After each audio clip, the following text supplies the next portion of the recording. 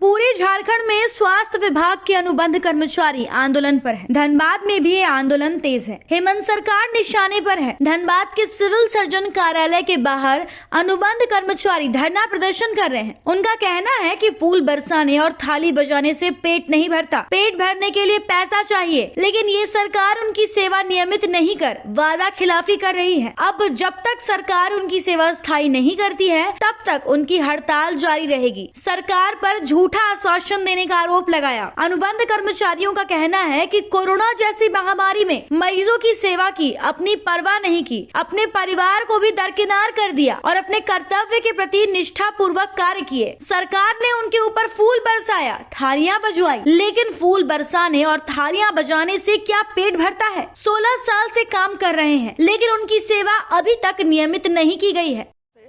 कि हम लोग को परमानेंट किया जाए, नियमित किया जाए। मैं 2003 से 19 साल मेरा हो गया। 2003 से मैं लैब टेक्नीशियन का काम कर रहा हूँ टीबी विभाग में। मैं कंटिन्यू 2003 से काम कर रहा हूँ और मुझे बहुत सारा प्राइज भी मिला है मेरे काम के चलते, लेकिन आज तक हमारी जो सैलरी है इतनी कम है जिससे हमारा घर चलाना बहुत मुश्किल होता है। मेरी 2 बेटियां हैं, दोनों को पढ़ाना भी बहुत मुश्किल होता है।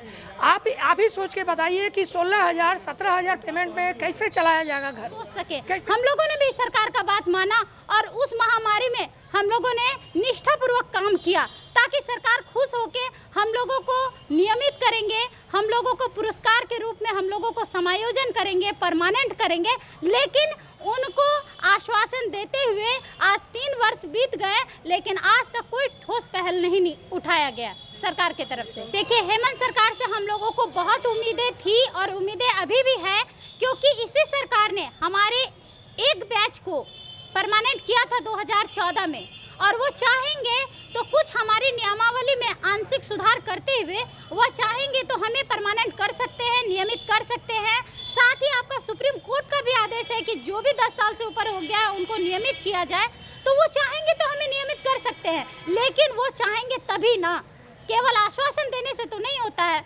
तो हम चाहेंगे कि हेमंत सरकार अब आश्वासन ना दे और हमारे भविष्य के बारे में सोचे और हमें नियमित करे। में हमें आश्वासन दिया गया कि आपको 6 महीना या 3 महीना के अंदर में नियमित कर दिया जाएगा, लेकिन अब तक उस पर किसी प्रकार का पहल नहीं किया गया। और इतना कम मानदेय में हम लोग अब काम नहीं कर सकते हैं, इतनी महंगाई है। हम जितने भी स्वास्थ्य कर्मचारी हैं सभी टेक्निकल हैंड हैं। टेक्निकल हैंड होते हुए भी सरकार को ये दिखाई नहीं देती है कि हमारी क्या आवश्यकताएँ हैं, हमारी आर्थिक स्थिति क्या है। हाई कोर्ट भी आदेश दे दिया है कि जिनका 10 साल हो गया उन्हें समायोजन किया जाए, उन्हें नियमित किया जाए, लेकिन हमारी जो झारखंड सरकार है इस पर कोई पहल नहीं कर रही है और हमारी जो आर्थिक स्थिति है वो अच्छी नहीं है।